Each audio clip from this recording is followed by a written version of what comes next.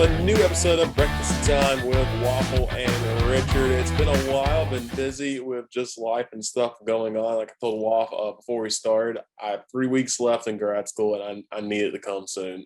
I need it to be done.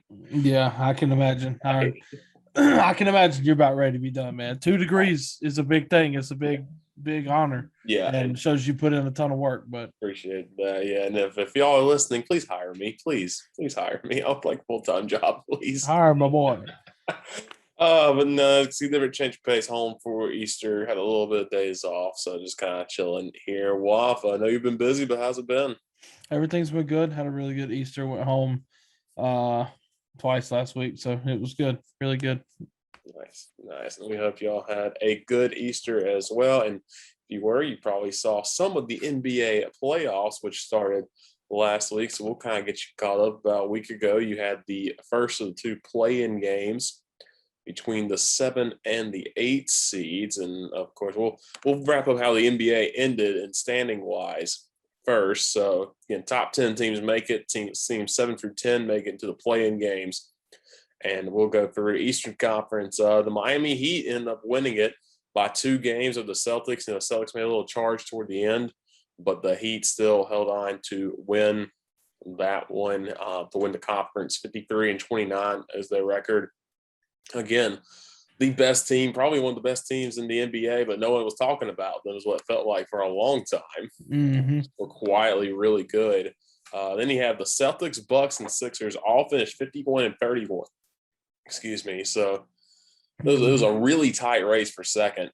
Yeah. In the East, especially with Sixers getting James Harden in that trade as well. The Raptors finished 5th, and the Bulls, who had looked hot but then got real cold toward the end, they avoid the play-in games narrowly, going 46 and 36, finishing 2 games above the Brooklyn Nets, who again, not a lot of people thought they'd be in this situation, but with Kyrie missing most of the season because he couldn't play at home, missed about half the season, then you have all that going on. So the Nets, interesting to see that they were in that play-in game scenario. Then the Hawks, Hawks get in. They're actually the 9 seed. The list is the 8 because we will talk about that in a little bit.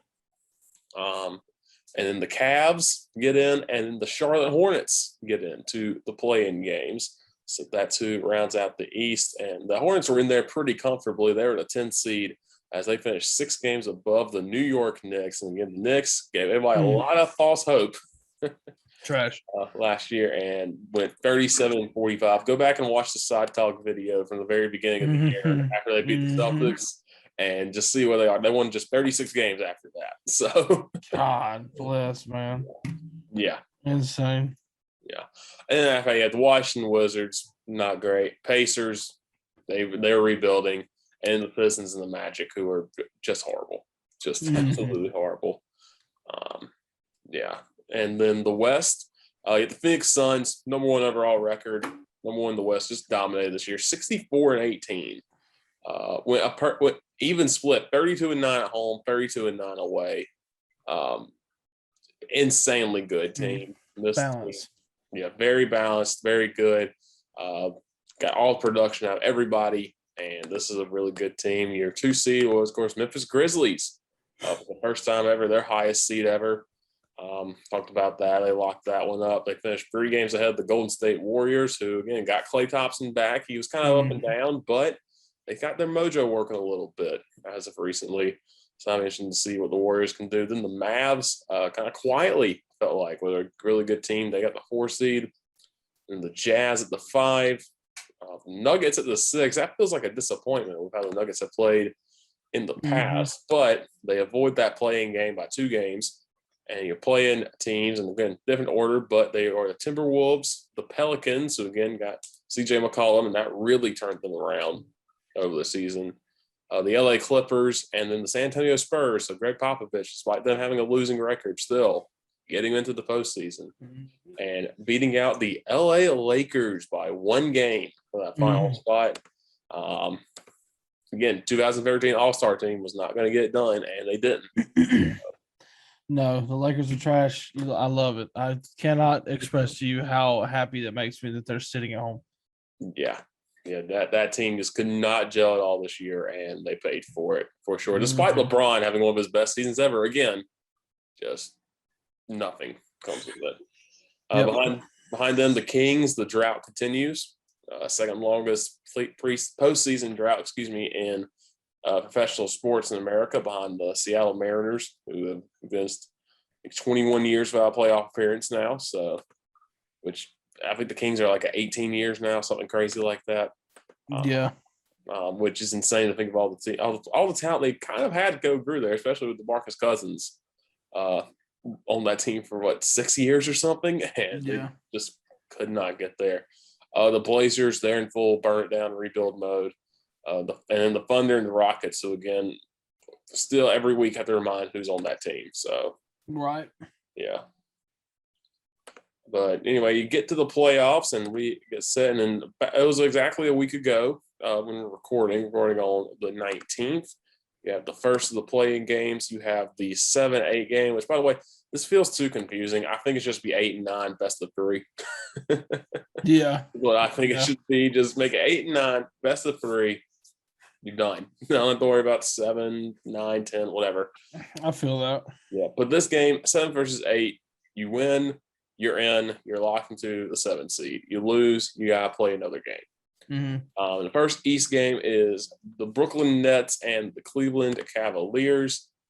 It's when it was in Brooklyn, and this game was kind of back and forth for a while, but it really did feel like Brooklyn, they got a big lead early, and they just kind of held on toward the end. The Cavs didn't make it interesting kind of late. They're down by 6 with 45 seconds left, but just Kyrie Irving going off, 34 points, 12 of 15 from the floor. And then Kevin Durant also had another great game. He had 25 points and 5 rebounds and 11 assists. That two-headed monster, again, we didn't get to see a whole lot inside of Barclays Center this year, but once they got together, you saw really what they could do. Yeah. Yeah, you really could. The Nets played a very, very good first quarter, outscoring the Cavs 40-20, and they never looked back. Yeah. Gotta give Darius Garland, though. He's going to be a future stud. And he had 34 points and 5 assists, 2 steals, and 1 rebound. So he had to put the team on his back. Evan Mobley was really the only other player that kind of helped him out. Kevin Love did have a good game, 13 rebounds, 14 points. So coming off the bench, but he had to feel like Cavs are kind of holding a little bit back just in case they got into that elimination game, which they did with the loss. So, and that moves the Nets to a matchup with the Celtics, which is a very, very spicy first round matchup. Oh, yes. They've already delivered, and they've only played 1 game. The other play-in game in the West is the Minnesota Timberwolves and the Los Angeles Clippers. And the Timberwolves, remember, had the longest drought in the NBA, or one of the longest ones, before the bubble. And then they got in and were absolutely smoked by the Lakers. But they get that chance. They play in the Clippers. Again, the Clippers have kind of disappointed this year.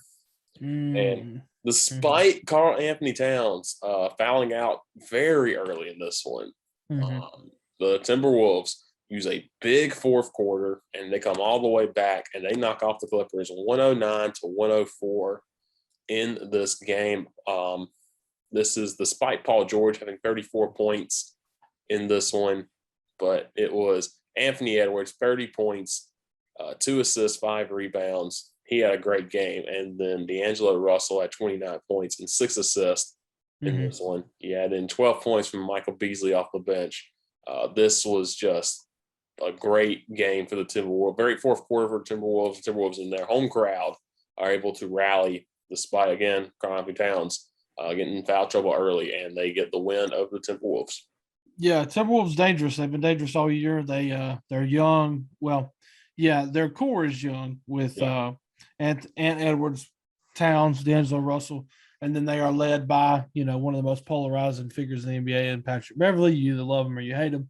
I think the majority of people hate him though, but and they've really put together something pretty good, and it's nice to see a team like them, because I think statistically, if you look at win percentage, they're the worst team in NBA history in terms of their win percentage. So It's nice to see them, have some excitement, and the most exciting thing they've had since Kevin Garnett was there, and that feels like forever ago Mm-hmm. because it was. It was like Yeah. 15 years ago. So, Yeah. but good for the Timberwolves. They are dangerous, and we are finding that out already in their first round series. But Clippers just underperforming, and I believe they do not have a first round pick. I do. I know they don't this year, but I think it's something ridiculous. Like they don't have a first round pick for like the next 2, 3, 4, 5 years. Yeah. I can't remember what it is, but something outrageous. And they have their core. And if this is all that core can do, they're in trouble. Yeah, because I know they trade a bunch. Their next first round pick is 2027.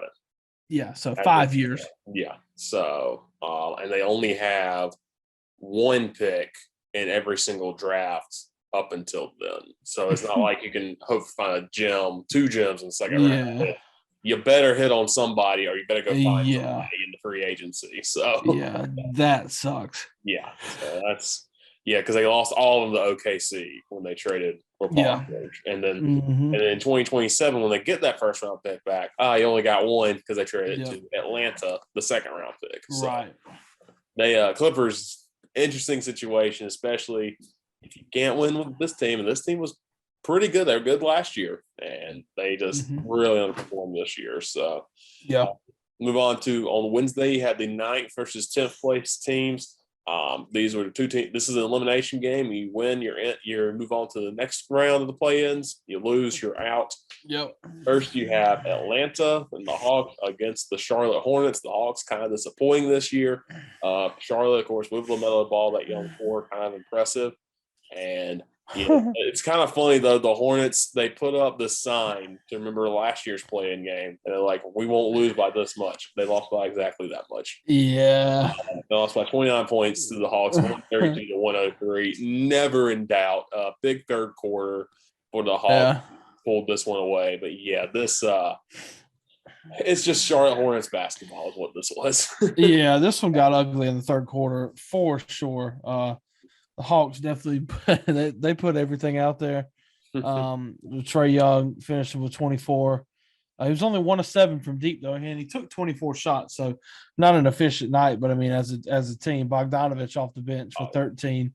DeAndre Hunter getting 22. So. Yeah, every starter in double digits. So, and then Charlotte getting a great effort out of Ball. He took 25 shots. He had 26.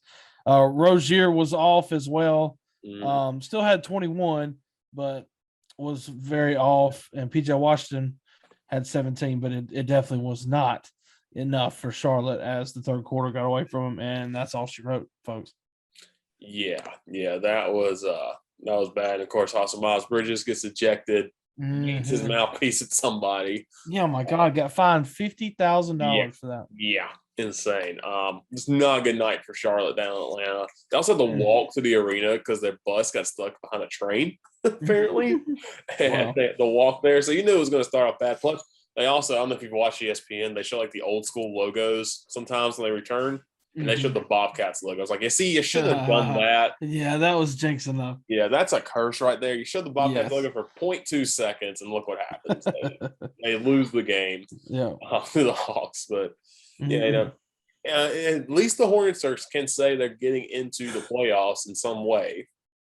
But the thing is, you got to be able to move forward and at least be able to get to a series. Yeah, they did not make the playoffs. Yeah, no, yeah. This is like the whole wild card debate in MLB. Like to me, you didn't make the playoffs. If you made the play-in game, you did not make the playoffs. Yeah, and then you have LaMelo Ball. Kind of interesting to see what he does because I feel like there's a lot of rumors he wants to go out to Los Angeles, and LeBron might try to bring him out to LA. So. Yeah, that's your biggest piece at Charlotte right now. So look, hear me out. Trade LaMelo for LeBron straight up. Bring LeBron to Charlotte. Absolutely. Bring LeBron to Charlotte. Hey, there you go. And then God, I feel like that's a worse situation than we had at the Lakers right now. Charlotte, throw in Cody Zeller. It's time for him to go. Oh man. Then the other elimination game, you have the Pelicans and the Spurs. CJ McCollum has made this Pelicans team completely different A team that looked dead in the water because again, Zion could not play, hasn't played at all this year because he's been hurt. You kind of thought, this team's not going to make it. And, thanks to, CJ McCollum, who had 32 points, and then Brandon Ingram has 27, and Jonas Valanciunas, who we saw his value for the Grizzlies last year, comes up big for the Pelicans with 22. They just roll in this one, 113 to 103. Spurs, like you usually see, they play everybody at this moment. They don't really have a lot of stars. That's really not how Coach Pop operates. But when your best player is Jakob Poeltl, you got some troubles going on. DeJounte Murray, Spurs don't really have that star. They want John Primo to be that star, but in this game, he only took 3 shots and missed all of them. So that's not a great showing for him. It's interesting to see what happens with the Spurs moving forward. You got to think Pop's going to be done here soon. He already has the most wins in NBA history. I mean, there's nothing else he really needs to do or can do. So they had DeJounte Murray stepped up big this time and really improved a ton. And looked like a guy that could be the face of this franchise going forward. But his night against the Pelicans wasn't great. Now he had 16 and 9 rebounds, 5 assists, which is fine, but on 19 shots, not ideal. No, not at all. Looking ahead, looking to see. They do have 3 first-round draft picks though next year. So if they could get lucky, hit on at least 2 of those. Yeah. I think, and they have a second rounder as well. So they have 4 picks in this draft. So they can hit on at least 2 of those. There's a chance easily with that coaching staff, the Spurs could be back for sure. But yeah, just tough year. And of course, you're running into the Pelicans, who probably one of the hottest teams in the West coming into the playoffs, with just revitalized by McCollum and Ingram teaming up in New Orleans. So good to see that for them. So you move on to the next round of play-in games. These are, again, final elimination games, the 8 seed games. And you have Cleveland and Atlanta playing in Cleveland. And Cleveland, you had them at a 14-point lead late in this one. And then Trae Young had a big second half, had 38 points total, and just goes off, takes over, and the Hawks get into the playoffs with a 107-101 win in Cleveland. Again, Atlanta lives or dies by Trae Young. I think we already saw that in the first round when you get to it. But, man, they really did in this one because they were dead to rights. There's no business they should have been in this game. And Trae Young just goes off in the second half, and that's the only reason they make it into the playoffs. Trae Young definitely carried them. 38 points, 9 assists on 25 shots. So, great night from him. So it sucks to see a Cavs team with a lot of promise and a lot of hope, and who was, 4 seed, even higher than that at some points in the season, looking like they were playing really good, ultimately missed out on the playoffs, which is tough. But, I think the Cavs are still going to be good going forward, but it's definitely tough to see them miss it this year.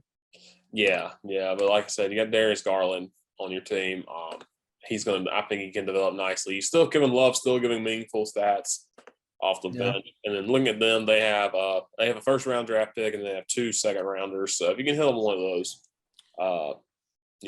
might be able to give something to help them out with, for sure. And also if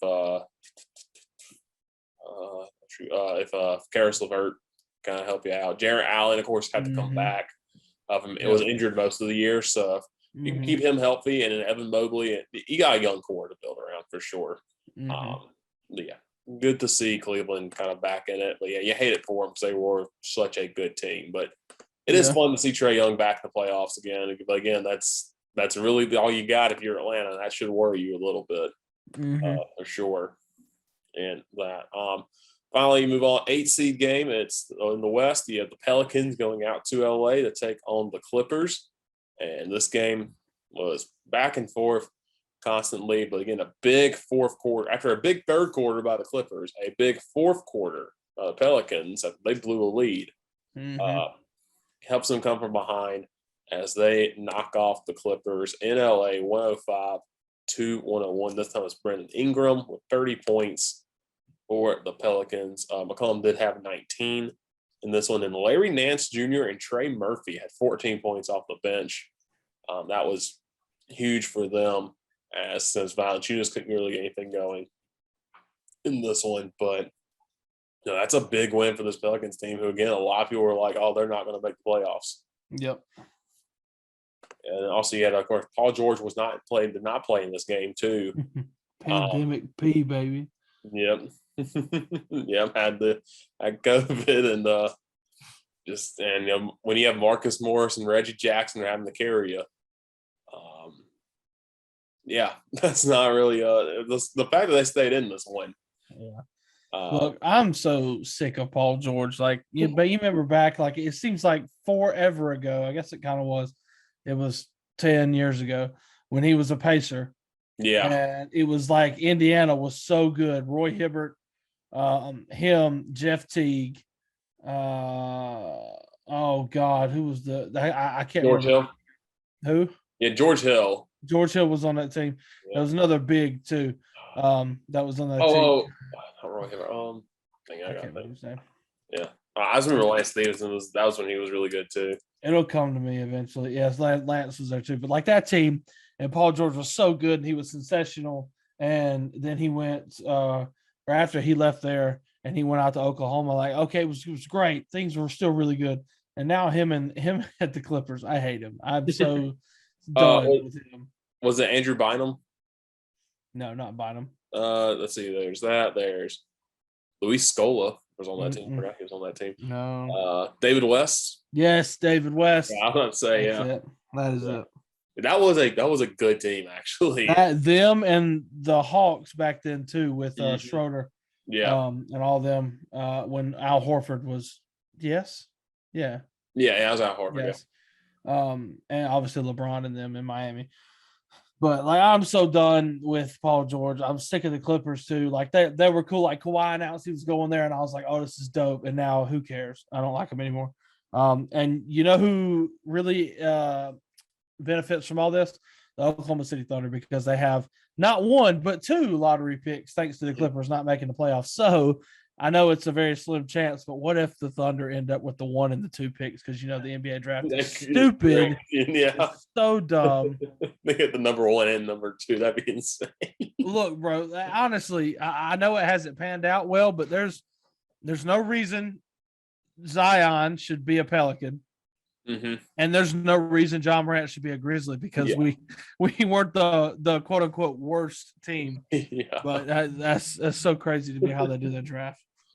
I'm looking at that 2013 Hawks roster. That thing was stacked. Oh my gosh. Schroeder, Mike Scott, Jeff Teague, Lou Williams, Mike Muscala, Paul Millsap, Shelvin Mack, who was insane at Butler, Kyle Korver, Al Horford, Damari Carroll, Elton Brand, and this name I've forgotten for years, Pero Antic. You remember when Damari Carroll was branded as the guy that could stop LeBron? What a time. Yep. What a time to be alive for that BS. Yeah. Jeez. Yeah. Well, Insane. Yeah, but that rounds out the play-in game. So final verdict, I think the play-in it's interesting, but it's also just kind of stupid. It's just a money thing. It really is. I mean, I feel like I like what you said, 8 and 9 play a 3-game series or something like that. But even then, I mean, that's 3 more games of basketball. Either just leave it alone, or either just be 8 and 9 play 1 game, and then 1 game, and then you get in. Yeah, I mean, but it's not bad. I mean, I'm never going to complain, I guess, about more basketball. But it's true. It's true. Right. Yeah. So we moved to official playoffs. They started on Saturday, and the first round you started off the day with Dallas and Utah meeting in Dallas, and this was a pretty good game between the Jazz and the Mavs. And Donovan Mitchell just kind of takes over. Royce O'Neal hits a big 3 late as the Jazz pull away 99-93. Jalen Brunson, though, did have a good game with 24 points. for Dallas. Mhm. Again, Luka still out for the Mavs, so having to play without him, and they're asking a lot of guys like Maxi Kleber and Bertans to do something. But Yeah. Grizzly Brunson has started to take over a little bit with this team, though. But again, not enough in the first game, thanks to just Donovan Mitchell and then Bogdanovich going off Yeah. as well. Yeah, Jazz played really good in game one, especially taking advantage of the Mavs without Luca. So that's gonna be a good series. Yeah, that's going to be a tough one for the Mavs if Luka if they're not able to push this one where Luka can come back for it. Yeah. Tough. Then we go on to our team, the Grizzlies, hosting a playoff game against the Timberwolves. And this is a team that's had the Grizzlies number this season at times. I believe they won the season series. I may have been split or something, but this is a game that was back and forth. Grizzlies took a late lead, but then the Timberwolves came back and they ended up winning 130 to 117 in Memphis, which is big time. That's a tough place to play. The Grizzlies were 30 and 11 at home this year. But Anthony Edwards, another great game, 36 points.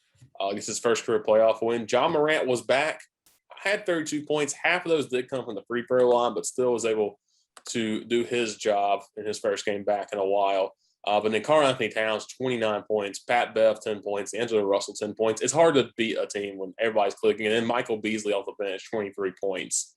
And then Steven Adams, he was shut down completely. 4 personal fouls, 0 points. Having to go to Brandon Clark a lot in this one and rely on him. Good player, but he's young and not as big as Steven Adams, but still. You having to rely on him. Bane had a decent game at 17 points, but it took 15 shots to get him. Jaren Jackson was fine. Dylan Brooks was okay, but with 24 points against 7 of those free throw line. But when your big man gets kind of stuffed, the Grizzlies are kind of having to find ways to work, especially with Karl Anthony Towns in the middle there, and that's going to be the challenge for the entire series. Yeah, for sure. Biggest thing for Grizzlies, obviously, Steven Adams' stat line. No shot attempts, only 3 rebounds, 4 fouls in 24 minutes. I mean, he was effectively locked up, and that cannot happen because once that happens, also Jaren Jackson Jr. was in foul trouble. He had 5, so both of them have multiple fouls late. We didn't have the shooting to keep up with the Timberwolves. Now, can the Grizzlies shoot? Absolutely. Could they do it Saturday? No. Could the Timberwolves shoot Saturday? Yes. So recipe for a loss. And Ja had 32. I'm never going to complain about that. Dylan had 24. Desmond Bane had 17. That's fine. Jaren Jackson Jr. had 7 blocks. This man was still defending as well as he could with the 5 fouls. And Porter, he had 12 points. So if Jaren Jackson Jr. hits 2 out of those 5 3-pointers that he misses, he hits 2 of those, and you get Steven Adams to throw in 8 points. The Grizzlies win. So, I think it's still close. It's going to be a heck of a series because of guys like Anthony Edwards who had 36. He's unreal, and Karl Anthony Towns is so good as well. And then you kind of got to pick your poison. Beverly and Russell both kind of had quiet days Saturday, but either one of them can go off if they get in the right mindset. So it's going to be a really good series. I hope this one goes. I hope the Grizzlies win, and I hope the Grizzlies win in 5, but I really hope that it goes to 7. I think it deserves to have 7. These are the 2 highest scoring teams in the NBA this year, so it's going to be fun. Yeah, for sure. This will be insane. It was the highest scoring game of the first round so far, except for closing behind them was Philadelphia 76ers and the Toronto Raptors. We all remember a few years ago, Kawhi Leonard hit the shot that really kind of doomed the Sixers for a bit. They're kind of out in the wilderness after that. There's a lot of turmoil between them. It's still one of the craziest things I've ever seen. Endings to the game. It's iconic. That was, of course, the year the Raptors went on to win the title. But this time, Philly gets their first revenge shot in, winning game 1 at 131 to 111. And you know what? It was Tyrese Maxey coming really out of nowhere. I feel like he's been kind of quiet this year, but he had 38 points, including a 5 for 8 from deep in this one. Got with Joel Embiid having another double-double. Tobias Harris has 26. James Harden wakes up and has 22. it's hard to stop when all those guys are clicking. And still, the Raptors still played good. Van Fleet had 18, Barnes had 15, Anobi had 20, Siakam had 24, Gary Trent had 9, but still had 4 rebounds. It's just one of those where if everybody, it's just stars take over, like we said in the NCAA tournament. And just this time, 76ers had just too many stars. I feel like that kind of closed it out when they needed to. And then, of course, Shake Milton off the bench, who's been so reliable over the years for the Sixers, had 10 points. This was a heck of a game that the Sixers just got a lead early, pulled away in the second, and then just kind of held on toward the end to pull away for the 20-point victory. Yeah, Maxey, a heck of a game going for 38. Raptors did not stand a chance after being down 18 at halftime. So, yeah, the gang get down early, and especially when you have teams like that. Both teams, though, shot the lights out. Philly shot 51% from the field. Mhm. Toronto shot 48% from the field. Insane shooting strokes. It was just Toronto too a little too late at the end for them. Then you wrap up on Saturday's play. Golden State hosting Denver inside of San Francisco. And a guy that's really taking over. You kind of wondered what the next generation of the Warriors would look like once, when Steph and Clay, as they're getting a little older, once they start to kind of fade away. And Jordan Poole has answered that. He had 30 points, including 5 of 7 from deep. There were Klay Thompson hits 5 3-pointers as well. Mm-hmm. And the game that Steph Curry does not that comes off the bench in this one does not start in this game, but he still has 16 points and 3 3-pointers as the Warriors just pull away late and win this one 123 to 107. Despite Jokic still having a double-double and 6 assists, he did it all. And Willie Barton tried his best as well, 24 points. But when Gordon and Green couldn't really get going, and when Markieff Morris was fine, but not a whole lot. This hard again. This looked like a classic Splash Brothers game, but with Jordan Poole instead of Steph Curry. Right. Yeah, they've really hit on him again. We know he's got it in him to hit the big shot because he did it in the NCAA tournament when he was at Michigan against Houston. Another guy to add into that dangerous Warriors lineup. I don't care who the supporting cast is. When Thompson, Curry, Draymond, when those three are on the same team, that chemistry and just it's gonna be tough for anybody.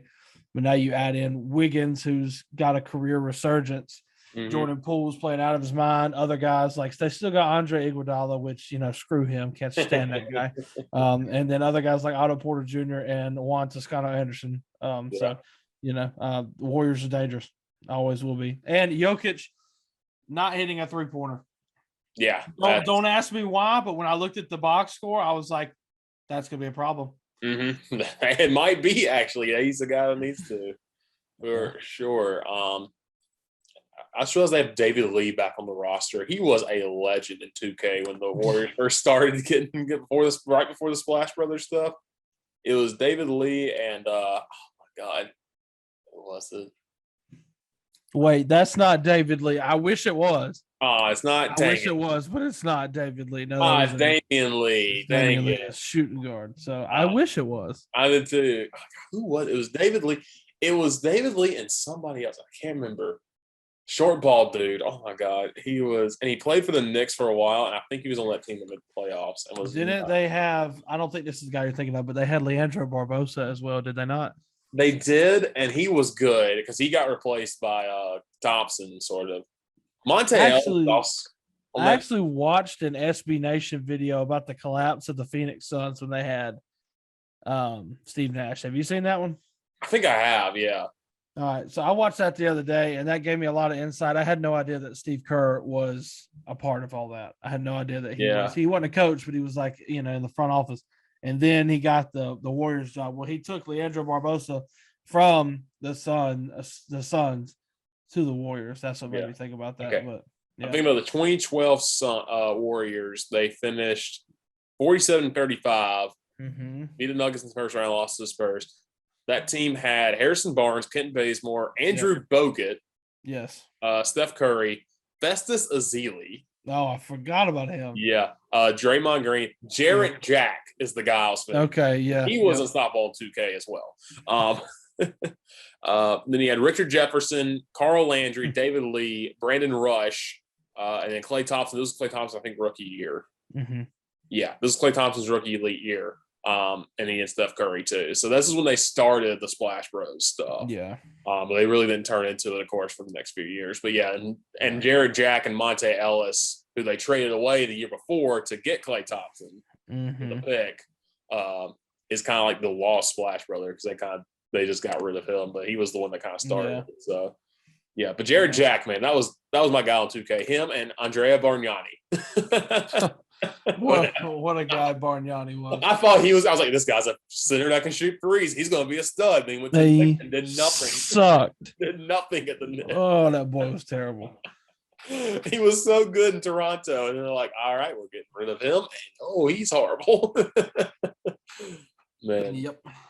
Him and Jose Calderon. You can't forget the old Warriors lineup too from the mid 2000s with where it was Baron Davis show. Yeah. And oh my God. I also had Jason Richardson as well. Baron Davis ended Andre Karolinko's career. Andre Karolinko was a stud until Baron Davis destroyed that. We love AK-47. Yeah, we always stand AK-47, but he died on that night.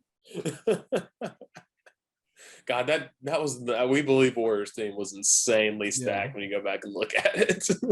I mean, he got the freaking AK-47 shoved down his throat on that dunk. It was bad. If you hadn't seen it, please go look at it. Insane. That was opening night. That's how the season started for the Jazz. That's what you got to look at when you open up of optimism. Just those beautiful Jazz uniforms. The powder blues. Oh my God. Yes. Well, please, can we just go back to the time? Not even the Stockton era. Not the 90s Jazz ones. I want the 2006 Jazz uniforms that were just like two-tone blue, navy, and light blue, and then maybe a splash of one other color there. Rarely, those were with the mountain logo. The Grizzlies before the Grizzlies, basically. Right. Changed their colors, basically. Oh man, good times. But looking at Easter Sunday, had some games lined up here. You have Atlanta and Miami playing each other again. Miami kind of gets on national audience, of course, wants to kind of prove to everybody that, hey, we're the 1 seed and we should be feared, and they do. They put the smack down on the Hawks, 115-91. Trae Young only has 8 points, 1 of 12 from the field, doesn't make a single three-pointer. Danilo Gallinari was the leading scorer for the Hawks. That's not who you need to have here the Hawks be your leading scorer. Right.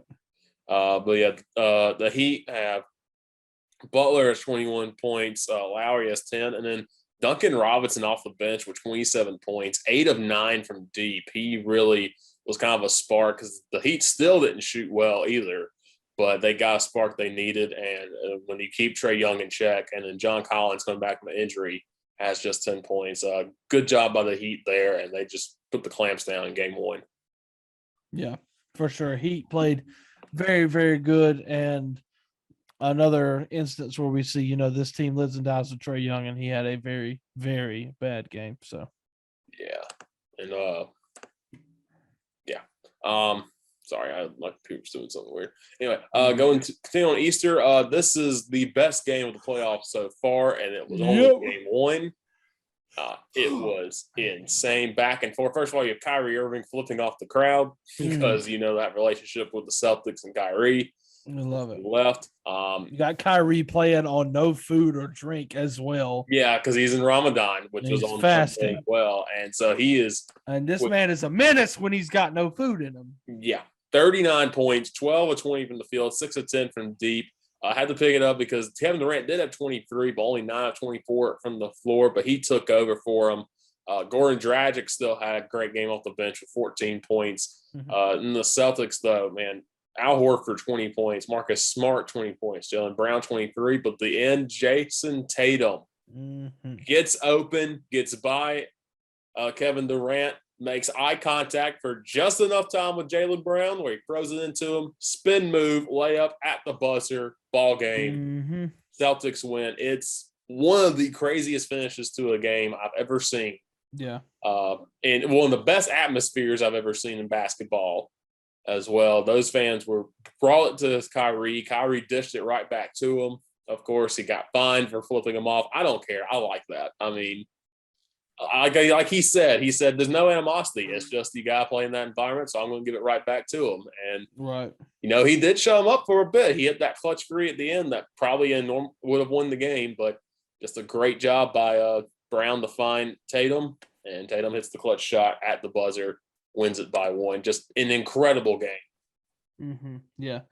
Heck of a game. This series is going to be amazing, and we can only hope and pray it goes 7. It better. Mm-hmm. It's a shame this is not for the Eastern Conference Finals. It's a shame it's not for that, but it's going to be a good one for sure. Yeah. And then if you want the exact opposite of that, this next game, Milwaukee and Chicago had no offense to speak of, as Milwaukee jumps out to a big lead and Chicago comes back. But the fourth quarter might have been one of the worst fourth quarters of basketball I've ever seen in my life. And the Bucks hold on to win it 93-86. They rebound after blowing a big time lead. Giannis has 27 points and 16 rebounds. He got his. Drew Holiday had 15 points in this one. Mm-hmm. The Bulls, Caruso woke up toward the end, hit a clutch three at the very end to kind of keep him in it, but he didn't do a whole lot. Zach LaVine had a pretty good game. Vucevic had 24 points on 27 shots. DeRozan 18 points on 25 shots. This game was not fun to watch. 32% from the field with the Bulls. The Bucks somehow got to 40%. That was all probably early on, and mostly Giannis going inside because they really could not contain him early, could the Bulls, until he got into foul trouble. That's when, you started to see the offense kind of go away, which has to be worrisome for the Bucks because then your only other your last leading scorer was another big man in Brook Lopez who had 4 fouls. So, hey, bro, listen right here. Milwaukee has nothing to worry about, and you know why? Because they have Bobby Portis. That's all you need. Hey, 10 points off the bench, man. 12 rebounds. Yeah, double in just 23 minutes. Double in 23 minutes. Only had 2 fouls. Yeah, he was 50% from the free throw line. We don't need free throws when we're knocking down 2 3-pointers. Exactly. The Bobby Portis way. We love it. I just realized they had Pat Connaughton on the team. He went 1 for 6 from deep. God, they have Pat Connaughton and they also have Grayson Allen. They have 2 former white ACC misses, pretty boys. Yeah. One of them was just, one of the most hated people of all time. Yeah. And Pat Connaughton just played at Notre Dame and also played baseball because he's a good athlete. Exactly. And then on the other side, you had Kobe White from North Carolina. He had 12 points on the bench, but he only went 5 for 10. So, the Bulls. If this goes to more than 5 games, I'll be very shocked because the Bulls have just not looked good. And it's sad. I hate that because how I really like I really like DeRozan, I really like Caruso, I really like Vucevic, and I really like LaVine. Yeah, I think there's a lot to like here with this Bulls team, but they have just been slipping. Yeah, and this is of course the worst time of the year to do that, especially when you only have 4 games and you could be gone. You know what? They have Tristan Thompson, and that's enough to hate him. There you go. You know what? I can see that. Yep, I can agree with that. You close out the first round with the Suns and the Pelicans, and this one, despite a big third quarter from the Pelicans, this one was mostly well kept in check for the Suns to win 110-99. You have the Suns led by 30 points from Chris Paul. He took over as he does, even despite an off night from Devin Booker, 25, but still had 4 3-pointers. But then again, it's just where everyone on this team's good. You have DeAndre Ayton, you have Bridges off the bench. You have Johnson. Jay Crowder only had 1 point, which is kind of a rare. He was kind of one of the guys that had an off night, but you still have JaVale McGee putting in some work off the bench as well. Everybody can helps this team out, it seems like, Suns, and it's just wild. McCollum had a great night of 25 points. Valanciunas had 18. Ingram had 18. Yeah. But again, you talk about that 3-head monster is great, but man, they need someone else to step up because Larry Nance Jr. was only one in double digits with 14 off the bench. look, I'm be honest with you. I mean, this game was late last night. I was asleep at 10:30. Yeah. I didn't see any of this game. And the only thing that I heard about this game was that Jay Crowder had 1 point, 1 rebound, 1 assist, and 1 block, which is and 1 free throw, which is amazing. Yeah. So it's not quite Tori Snell numbers going no, around for 9 minutes. It doesn't touch. Yeah, it doesn't touch like 28 minutes of game time without registering any stats. Yeah. Man, just getting exercise. Right. He's out here doing good for his heart. And that's about it. Yeah, and then Jay Crowder ended up having a plus 11 point differential. So I mean, I guess he was doing enough on the defensive end, but he had a block. I mean, that's about it. Yeah. Yeah, but I don't know anything about this game, and just looking at this box score for the very first time, Valanciunas had 18 and he had 25 rebounds, but he missed 14 shots. Yeah. You cannot tell me that he was taking jump shots. Yeah. They had to be contested layups. I mean, he had 13 offensive rebounds. He had to have a bunch of grab. And he missed 14 of them. Yeah. Good God. What is going on? And what were the fouls? Did they not call fouls? Or I'm confused. I mean, because he only went to the line 3 times. Well, he only shot 6 times at the line, so I assume 3 times. Yeah, but what? It's wild. Yeah, that's pretty crazy to think about that. Yeah, so Jay Crowder though, 0 for 4. All shots were from 3. Missed them all. I just love it. Only made 1 of 2 free throws. It's perfect. Beautiful. Need him and Tony Snell to team up and have the perfect game next time.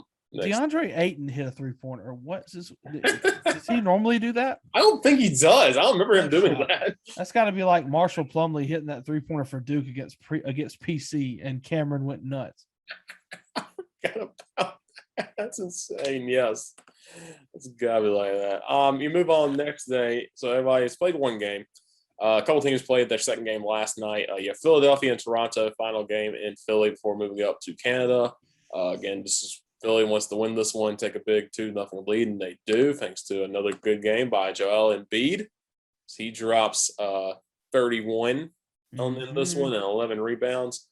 Maxey had another great game, 23 points, 9 rebounds, 8 assists, so close to a triple-double. Harris is double-double with 20 and 10. All the stars in double digits for the 76ers. Anobi still had a good game, 26 points on 14 shots. Fred VanVleet had 20 points, but missed 16 shots, but did hit 5 3-pointers in this one, but missed 11.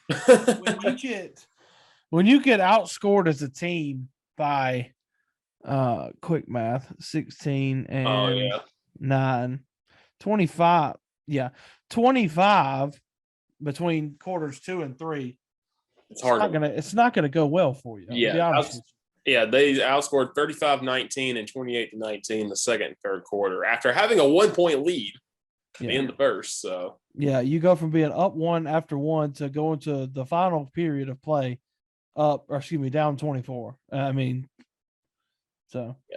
not going to do anything for you. No, that's not going to do it. And this series looks all but over right now. I mean, this way, as dominant as Philadelphia has looked in 2 games now, home court advantage is a real thing, and Toronto could get 1 or 2. They could win both of them, but we'll see. Wait. Do they do 2-3-2? They might. Let's see. Oh, I hate that. I think they just do it in the finals, maybe. Let's see. It doesn't really say. No, it says Wednesday. No. So they do 2-2-1-1-1. Gotcha. Yeah, I think. Okay, good. 2-3-2 sucks. Yeah, I think the finals is the only time they do that.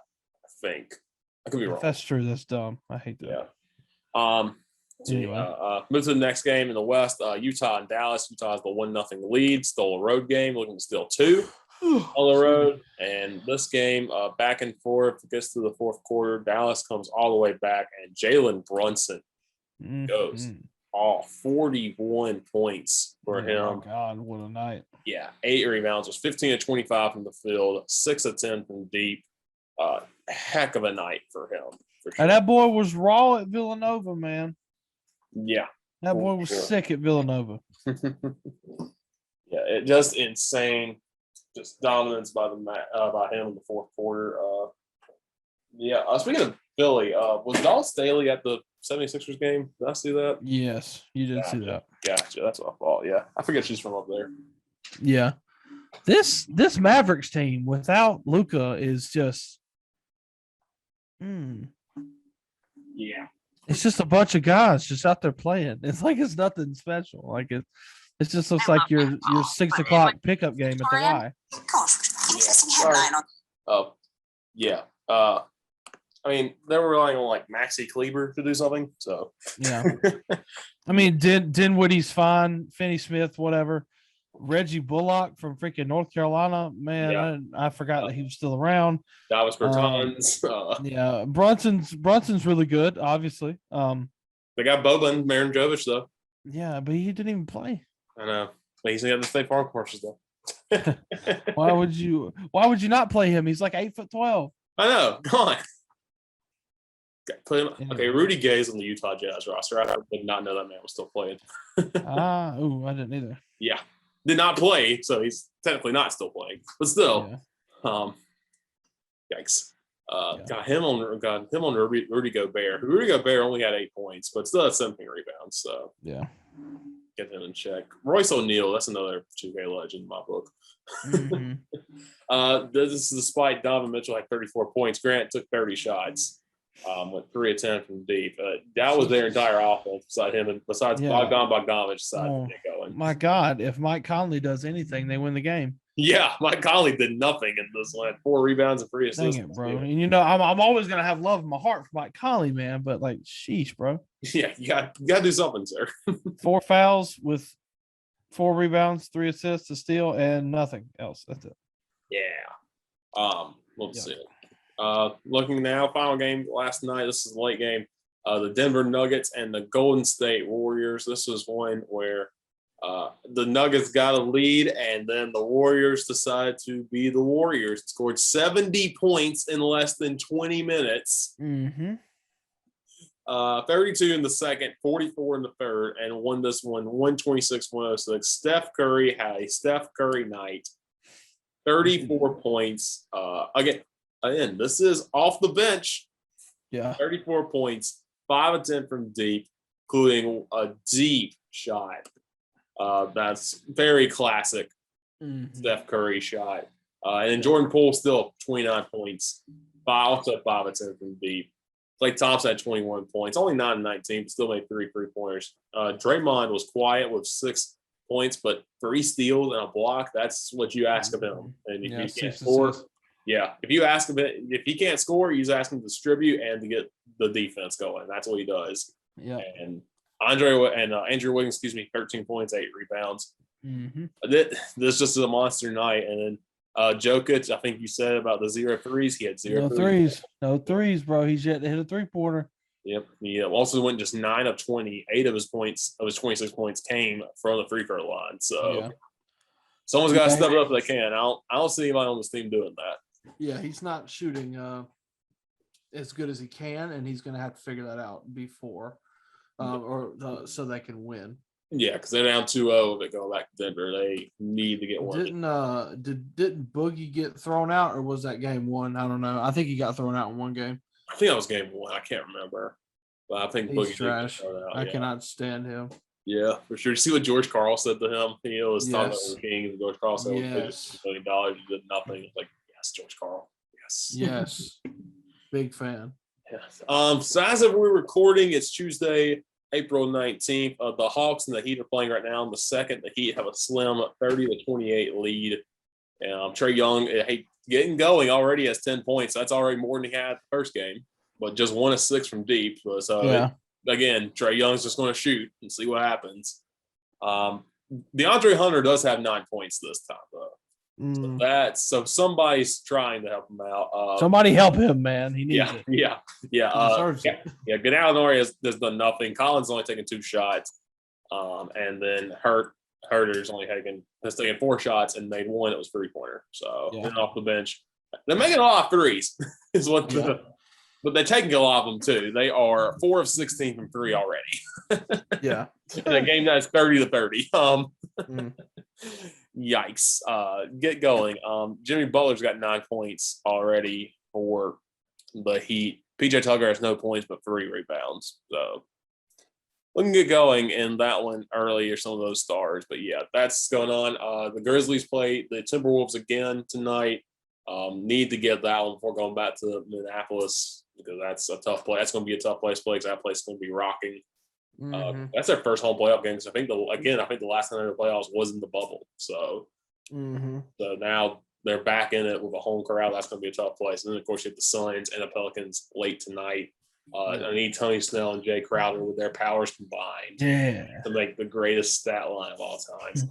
I need both of them to have zeros all across the board, play 20 minutes or something. Please, that would be great.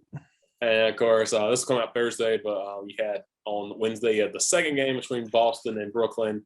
You had the third game already between Philly and Toronto, which is wild. They've already played 3 at this point in the recording. And then Chicago at Milwaukee in game 2.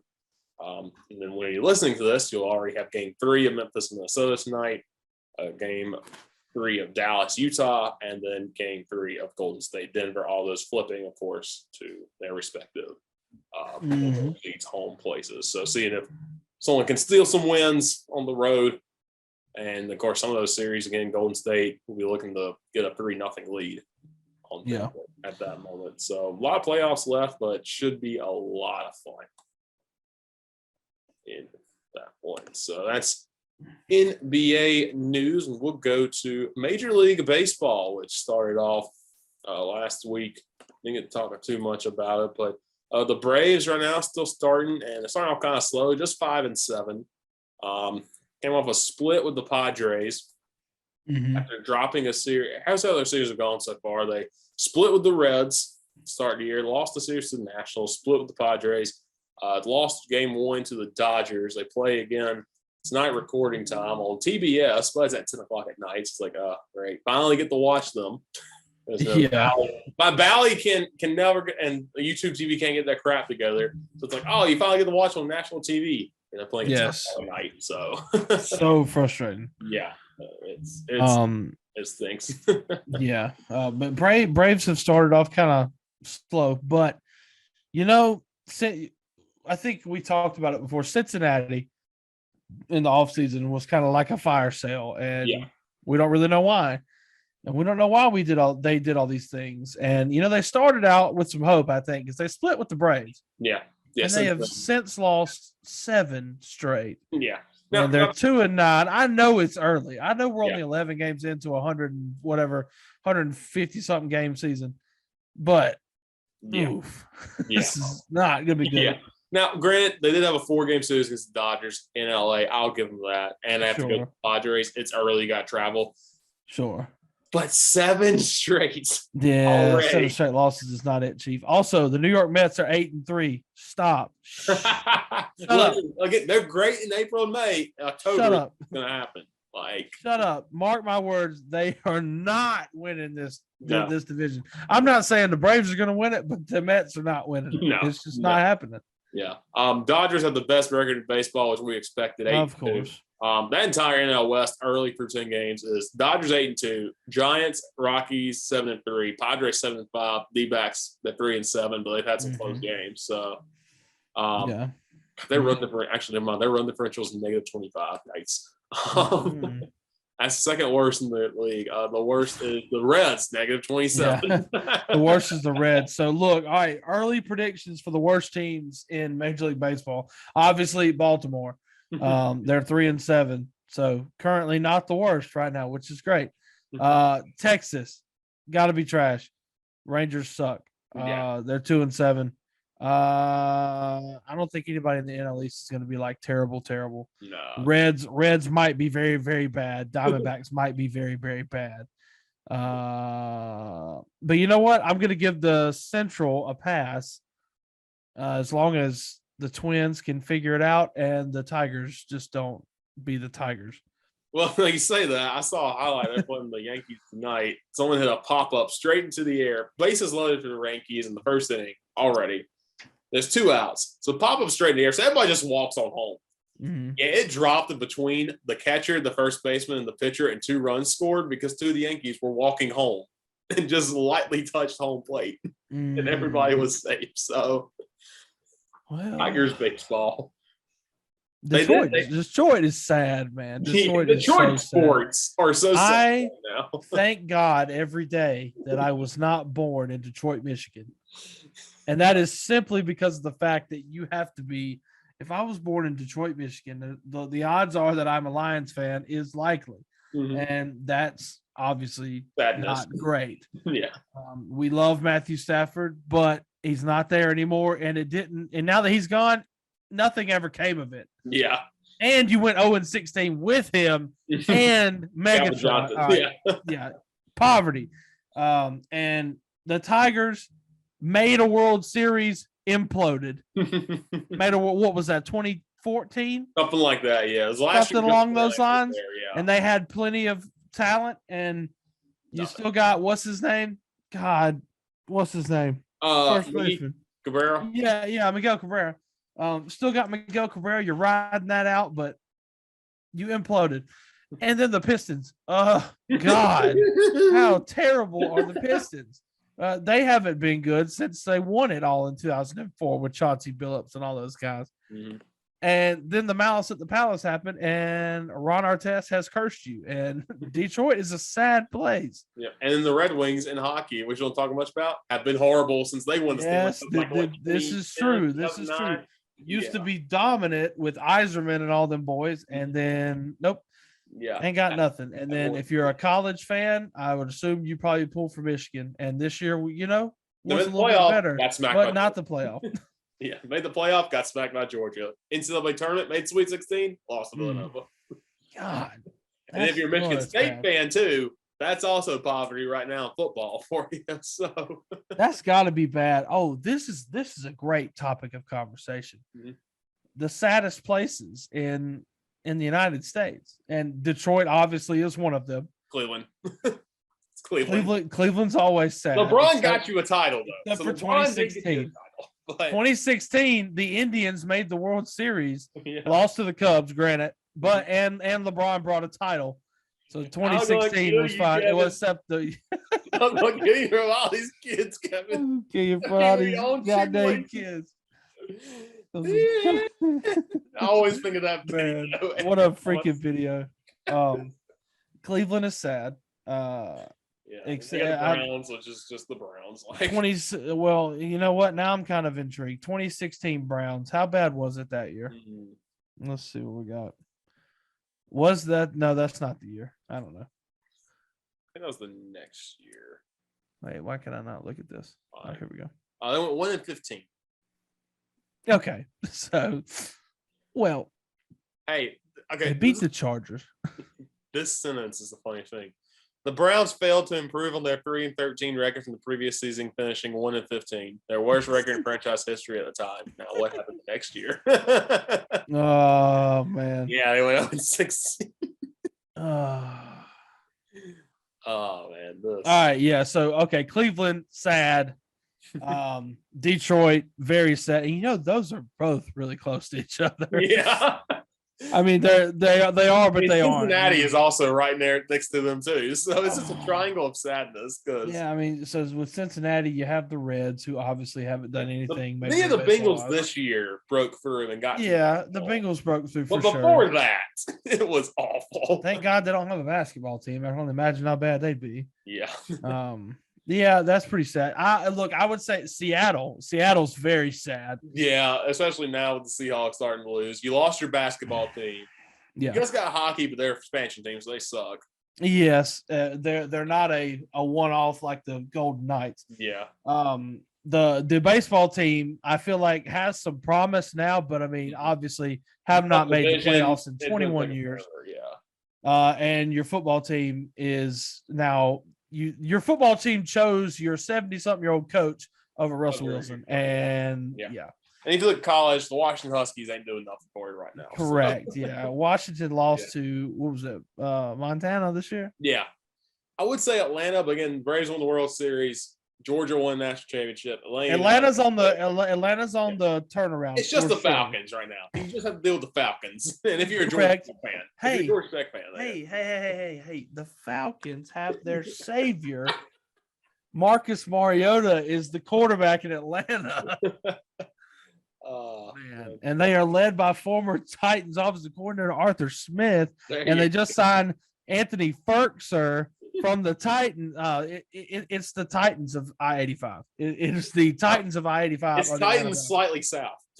Yeah, Titans slightly south, and without any of the players that were really, really, really great. Yeah, so, with the one good quarterback that we had, and everybody else. Sure. Okay. The one guy that transcended half of the fan base into blind love and affection because we thought he was the answer, which I still respect the hell out of Marcus Mariota.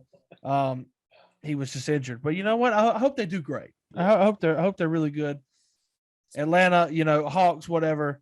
Atlanta United won a title not long ago. The Georgia Tech's kind of iffy, in a lot of things, but Braves won a title. So Braves won. So Atlanta's cool. Buffalo's gotta be up there because the Sabres have been garbage and the Bills were so bad, but the Bills have turned it around. So the Bills have definitely turned it around. I don't think it's as sad anymore. The Sabres, I know, obviously, I'm sure there's a ton of really big hockey fans up there that are. And you got teased with the Blue Jays playing there for a year. You kind of got teased with, hey, my major league team. Oh, no, they're going back to you. Yeah. Charlotte. Panthers have sucked. Hornets suck. Too early to tell about soccer. Charlotte's more not necessarily sad. I'm just disappointed. Yeah, that is Charlotte. Yes, that is Charlotte in a nutshell. Oh my God, you're so right about that. And they're like, hey, we want a major league team. We built the stadium. You'll get a minor league team. But we want to get a minor league team. Yeah. So Charlotte, I'm very. Charlotte's getting a stern talking to from your father. Is it at least for the Braves? No, it's for the White Sox. You'll never see these guys ever again. Correct. They're in a completely different league across the entire country. You'll never see them again. Bye-bye. Right. Chicago might be sad because the Cubs have slid off, but the White Sox are fine. So yeah, the White Sox have definitely turned it around. They were sad for a lot of years. And then it's just the Bears and the Cubs, really. So if you're from, I guess it depends what side. Oh man, the Bears. Oh, and the Blackhawks suck too. Oh, and the Blackhawks have a lot more than just sucking going on. Yeah, they got a lot going on in Blackhawks country. So that's not really great either. I'm trying to think. Dallas area, maybe. But I mean, the Cowboy fans will come out the woodwork every year after they start off winning garbage thing. We're back, baby. Yeah, it's our year, and then after that, it's like the Stars and the Mavs. Okay, didn't the Stars win a Stanley Cup? I think they did. I think it was in COVID, maybe. That might have been the bubble. They won it. Yeah, I think they did. Yeah, they won at some point. Stars, Mavs are always decent. They just can't, figure it out. In college, you have Texas, so that's just been one big. By the way, we got to talk about this. FPI is the dumbest thing ever. They have Texas ranked number 6 in the country right now. Please stop. It's so dumb. It is so dumb. Please stop. We're not doing this. They went 5-7 and lost to Kansas. I'm sick of this crap. They do it with them, and they do it with Miami. They do it with these teams that it's not gonna happen. Now I'll say this: Miami with Van Dyke, I think will be better. I like that, and I like Cristobal being down there. Yeah, but they will be better. I don't think they're winning the ACC because I think Clemson's going to be rebound probably this year. Wake Forest still going to be good. Pitt's got 17 starters returning. They're just those are the two schools in the NCAA, the sole two that for whatever reason everybody just wants to see them back to their glory days. Obviously, Testator's famous call, Texas is back, folks. No, they're not. Miami, obviously Miami ran college football for the better part of a decade and a half between the late 80s, early 90s, and the early 2000s, with what I think is the greatest college football team of all time, the 2001 Miami Hurricanes. Yeah. But ever since then, it's been a dumpster fire. It sucks. It's been so bad. Yeah. This is their full FPI. I got pulled up here. They have your top 4 makes sense. Alabama 1, Ohio State 2, Georgia 3, Clemson 4. Makes sense. Yep. Notre Dame 5, I feel like it's kind of high, but I don't know who Notre Dame has coming back, in all honesty. I don't remember either. Because Jack Cohn, I think, is gone, maybe. And I know that safety they have is gone. Yeah. Texas 6, no. They're projected to go 9-3, no. Michigan at 7, we'll see. Mm-hmm. I mean, we'll see if they can sustain it. Oklahoma 8, I'll be interested with they lost Rattler, but they do have what's his face? Caleb, whatever. But no Lincoln Riley, but they do have Corey Venables in his first year. Mm-hmm. Interesting, they shift from offense to defense. They have Pitt at number 9. Mm-hmm. Which Pitt does have 17 stars returning, but I don't know what that quarterback situation looks like. You kind of saw it in the Chick-fil-A Bowl, and it was okay, but not great. Auburn at 10, no. It's Auburn football, but without Bo Nix, I guess they're going to be more predictable, but they also could be the dumbest football team again because this is the weirdest football team. Behind them's LSU, no. They're going to be weird because everybody left. Mm-hmm. Then Penn State, fine. Oklahoma State, Texas A&M. Listen, they pay Jimbo millions of dollars to go 7-5 each year, and get predicted to go 7-5 this year. Right. It's going to happen. They're going to beat somebody they shouldn't. Everybody's going to be like, "Oh, let's get hyped, let's go," and then they're going to lose to Arkansas by 20. Yes. We do this every year. It's a Jimbo Fisher team. He does nothing fun. Watch a Texas A&M game. You will not see anything fun. No. That man has no idea how to have fun unless he has Jameis Winston as quarterback. Unless they play South Carolina. That's true. Stupid. Yeah. Utah, Michigan State, Ole Miss, which, all right, no Matt Corral, but you still have – is John Rice Plumlee still there? Oh, I don't know. I don't know if he's still there. I'm not sure. Yeah. Oh, yeah, sure. Look, sorry. While I'm thinking about this, my number one goal for South Carolina football this year is can we please beat Texas A&M? Please. I don't want to beat anybody else. I don't care about beating Clemson. I don't care about beating Georgia, Florida. What I want to beat freaking A&M finally for the first freaking time. Please. Yeah. They predicted to go 6-6 again, which I don't think they can win more of these games. They do have that. We talked about this a little bit. They have that tough start with Arkansas and Georgia back to back. Who is this? Carolina? Yeah, South Carolina. Yeah. Yeah. But you get Charlotte and South Carolina State back there. You can be 3-2 easily to start off, and then you got to go to Kentucky and host A&M. Those will be tough back to back. But then Missouri, Vanderbilt, and Florida. Florida sucks. So yeah. Well, somebody on Twitter, I can't remember what it was. I think it was like some kind of Carolina page. Like it seems like every college has 5 or 7 different little knockoff pages from different sites or whatever, but one of those, and they had South Carolina projected to go 9-3 with 3 conference losses, which you and I are both not idiots. We know exactly what that means. We know that means they predicted Carolina to beat Clemson, which is another one of those things to me, like saying Texas is number 6 in the nation. It's just not it. It's not going to happen. And I will not start thinking in my head, oh my God, yeah, I think we could beat Clemson until we beat them. Like I'm not going to do it. And I really do think Carolina has a chance, to go 8-4. Oh yeah, for sure. But I think 8-4 would be another massive success. Yeah. And you have to compete. Look, you have to compete with Clemson. Yeah. You can't get shot 30-0 in a year. Yeah, you can't. I thought you would compete with Clemson, and you get shot 30-0. Yeah, so. You can't get beat 30 to. You can't get beat by 30 to Clemson and go 8-4 and feel good about it again. Like that can't happen again. You have to. Sure, you can lose to them. I mean, but you got to go out there and you got to lose 28-24. Yeah, like that. You got to make it competitive. Got to make it a game. It hasn't been a game in a while. Right. Clemson's got the weirdest schedule ever because they open on Labor Day at Georgia Tech, but it's in the Falcon Stadium for some reason. And then they play 5 days later against Furman. Okay. Uh-huh. Then they play Louisiana Tech, and then they go to Wake Forest. What is happening here? It's a very weird schedule. I also have to go to Notre Dame in this year. And there's a lot of dumb happening right now in the schedule. Yeah. So, but the last 2 home games were Miami and South Carolina, which could both be very good home games to end out the season with. So, yeah, weird scheduling. I need to look it up. Somebody I think has a schedule of death again, which made me laugh. And I feel like Arkansas every year has this schedule of death where they just stop scheduling these good teams out of conference, or stop scheduling the mid-major teams that come out are good FCS teams that will come up and beat you because you never do that. That year Minnesota almost went to the Big Ten championship. people forget they had South Dakota State, Georgia Southern, and oh god, who was it? They had somebody else from like G5 team that was good, and they almost lost all three of those games. Yeah. Like, why would you do this to yourself?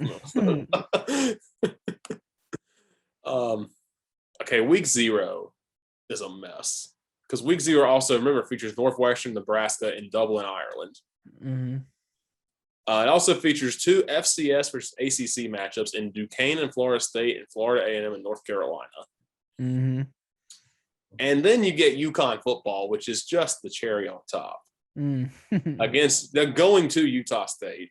Yeah, that's wow. And then Vanderbilt gets to play, and they're going to Hawaii. So at least when you get beat by 20, at least you're in paradise. Right. Because it's still August. Mm-hmm. Oh, God. UConn football, oh, God.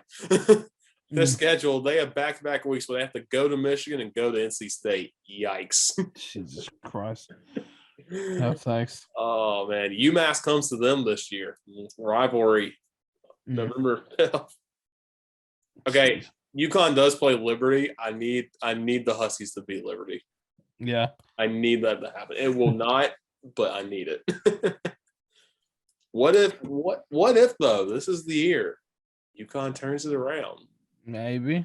They got Jim Mora. Yeah. They turn it around. Yeah.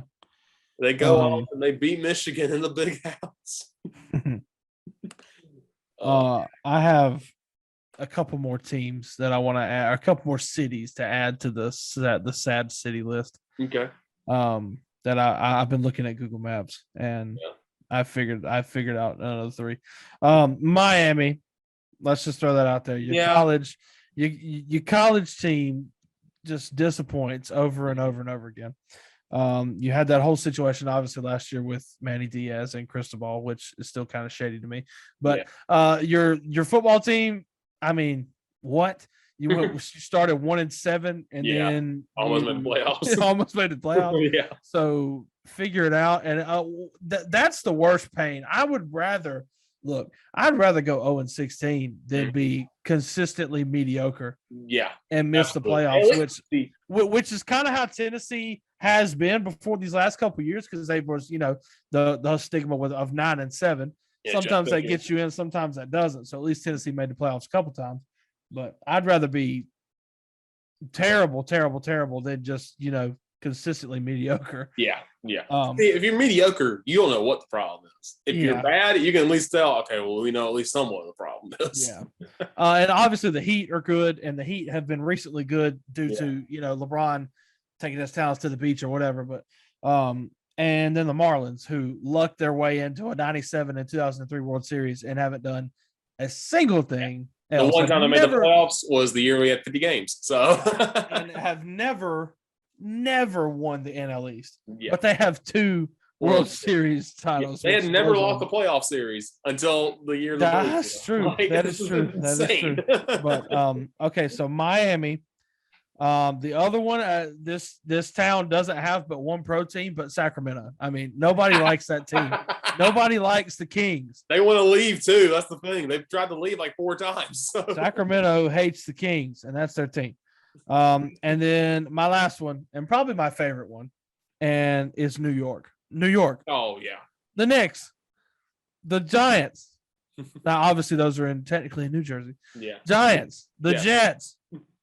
The Mets, the Yankees having all the talent in the world and haven't won a World Series in 12, 13 years? Something like that, yeah. Yeah, New York sucks. New York is sad. And you know what? They won't admit that they're sad, but they're sad. They are sad. They really are. And they just drown themselves in big fat pizza slices that I'd love to get my hands on. And New York is sad. New York is very sad. Another city I'll say, Minneapolis, Minnesota.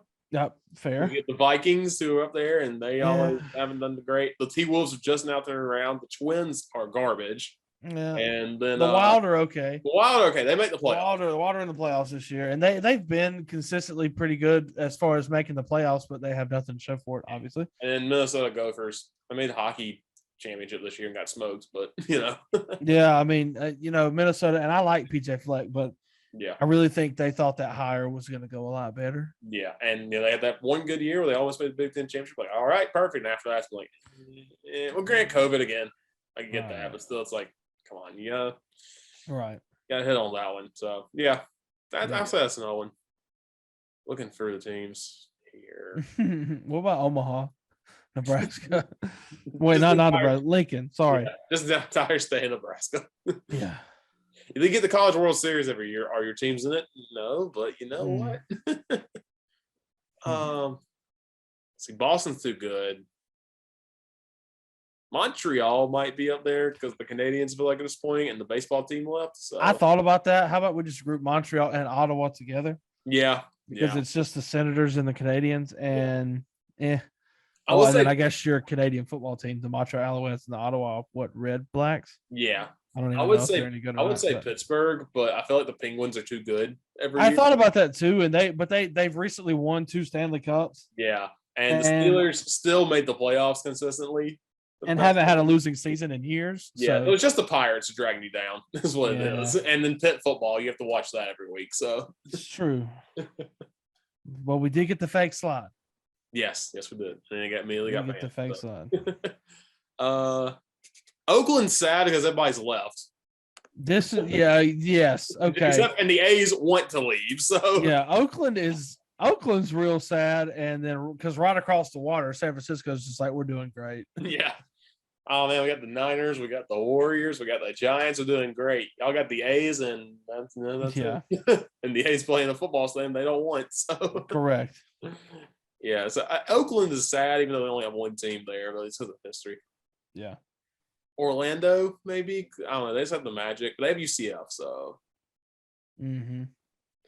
That might be it. Denver's okay because that kind of balances out. LA just won a Super Bowl.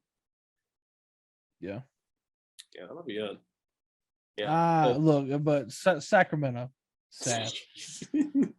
look, my top three. My top three. Detroit is number one. Mm-hmm. Detroit is just tears. Sad. Constant sadness. There's layers of this. Look, imagine if you grew up a short little ways outside of Detroit in Flint, Michigan. Oh my God. And you haven't had clean drinking water, which is ridiculous. Yeah. In years. And you're also a Detroit sports fan. Oh my God. I'd be like, no, I'm getting out of here. Oh. Out of this state. No, not good. Top three: Detroit, New York, Sacramento. Seattle, close. I don't know. That Cleveland one's still like, man. Yeah, Cleveland's LeBron got that one title, but since then he got that title bounced, and I was like, eh. You know, one we hadn't talked about. DC. Capitals just won the Stanley Cup a few years ago, though. So it's true. Before the Capitals won, the Nationals won, lucked into a championship. Yeah. Sad. Yeah, because the Redskins did nothing. You had the Skins and the owner sucks, and you had Promise with RG3, and you watched it all die on the field. Mm-hmm. And you had the Nationals who were just puddling around. You had the Capitals who had Ovi for years and years, and you're just like, when is this going to pay off? Yeah. And finally it did, so good for them. But Baltimore also, just because of the Orioles, I know the Ravens have been good and have won 2 Super Bowls since since 2000. Yeah, they've won 2 Super Bowls. But what about Indianapolis? Pacers haven't got close and didn't win it. Colts haven't won a title in forever. Peyton Manning left and won a title. I mean, Indy's up there. I mean, I'd say it's fairly sad, but you know what? I think they're okay. Yeah, they got the Indy 500 every year. They're fine. Yeah, I think they're okay. Because they got Purdue and stuff like that. So, I mean, I think the Colts redeem a lot of that. And I know, obviously, the Colts have been playing quarterback roulette for the last couple of years. Yeah. But at least, good, though. You know, they've still been okay, and they have a lot to be hyped about with Jonathan Taylor and all them. But, you know, for the Pacers, sad. Oh, yeah. Oh, well, let's assess Nashville. Yeah.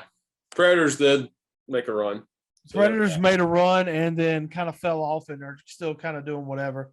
Yeah. The Titans, they still out on Titans. Yeah. Titans obviously let down this past year, but they've been good. Yeah. And I don't think Nashville's sad. I think Nashville's cool. Yeah, Nashville's fun. So yeah, probably you're probably right. I don't know. Cleveland up there for me. Detroit's number one. I got to put Cleveland second, but yeah, God, you can pick. I'm going to put Oakland third because everybody just left them. Still there wants to leave. Hold on. What about Houston?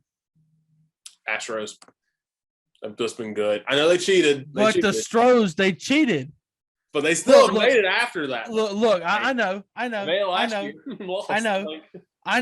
But that whole saga, and if you're an Astros fan, you can't tell me it's not hell walking in another town. Somebody's gonna say something to you. Yeah, and of course, like the Texans suck, Rockets suck, trash, failed experiments. Russell Westbrook, Chris Paul, Harden failed, didn't produce anything. Texans trash. They had their franchise quarterback in Deshaun Watson, pissed him off enough to where he wouldn't even play for him. And then obviously now that situation has blown way out of the water, and he's not even there anymore. So Houston, sad. Houston's up there for sure. Houston's got to be up there for sure. But did the Gamblers win their USFL debut? I think they did. Yeah. Or did they not? I think they did. Yeah, because they're playing Jeff Fisher. Look, I tried to watch it. I couldn't. Yeah. I just it's the same thing for me. Like, it's sad. I look, as much as when football season's here and as soon as it ends, I'm just like, God bless. All I want is more football. But if you're not going to do it at the NFL or at the college football level, I don't really care. To be honest with you, I will suffer through the summer, and it makes it all that much more sweeter when it's 107 degrees outside in August, and we're like, let's kick off a football game. And absolutely, for sure. That's right. So that's probably gonna wrap us up here with that. Glad that we got. If you're listening and you live in one of these sad cities, we apologize. But maybe you should move. I'm just saying. Please send me an email. Send me an email as to why your city's not really that sad. Oh man, Portland, sad. Portland's had all the stuff in the world chance to do it, and they have done nothing. That you're Portland right about that. It's only basketball, but sad. All right, so Waffle, we'll move on to plays of the week. And Waffle, what's a play you got right here? What do you think? What play stood out to you this week? Oh, Richard, I'm gonna be honest with you. I don't even know. Sorry. I'm gonna be honest. I forgot about this. I didn't have one really that much either. So I was hoping you'd get one so I could find one. Well, you know what? We're both just gonna take a second and we're gonna look real quick. Yeah, I'm on Twitter right now. That's exactly what I did tag something. Went no, I did not tag. That was a funny meme. Never mind. Instead of play of the week, we're doing meme of the week. I did find the Benedict McFerrin dunk again from Arizona. I'm very hyped about that. But that was also March 20th, almost a month ago, which is wild to think about. What did I send you on Instagram too? This is live production y'all are hearing, by the way, too. I feel like I sent you something on Instagram. So who tagged me in anything? I mean, we could just go with the perfect stat line of Jay Crowder. In all honesty, I'm all about it. Yeah, let's just go with that. The perfect Jay Crowder. Jay Crowder wins it. Just give all the awards to Jay Crowder. Just give up for him. Hopefully, by the time we recorded this, Tony Snell has done something even better. Prestigious award for Jay Crowder. Shout out to Jay Crowder. Waffle, you got anything going on this week? You want to mention to the lovely people? Man, I really don't, man. I'm just working my life away. So that's pretty much it. I understand. You know how it goes. I feel that. You know what? I should have do that play. That home run I sent from Ryan, but the guy hit all the celebration taunts at once. Yes, I remember. I do remember you telling me about that. Edwin Ramirez, I think. This is where my brain's at right now. I'm so tired. Pimps this home run, bat flip, does a dances crossing third base, throws his helmet, does a jump and a boom entering the dugout. My man pressed all the celebration taunts at once, and you know what? LR went on to win the game. So good for them. They're ranked number 20 in the country and just knocked off North Greenville the other night, who's number 3, I think. So the Bears looking pretty good right now toward the end of the D2 baseball season. So, oh yeah, big time. So yeah, that will do it. This may be our last one for a while because next week I get to work a Sapling Conference baseball tournament. So, oh man, that's living my life at just... Smoky Stadium for 4 days. So check out the Eagle Sports Network if you can during that week. But other than that, thank y'all for listening. We'll be back at some point, maybe in the future, depending on how life goes. But thank y'all for tuning in and listening to us. See ya.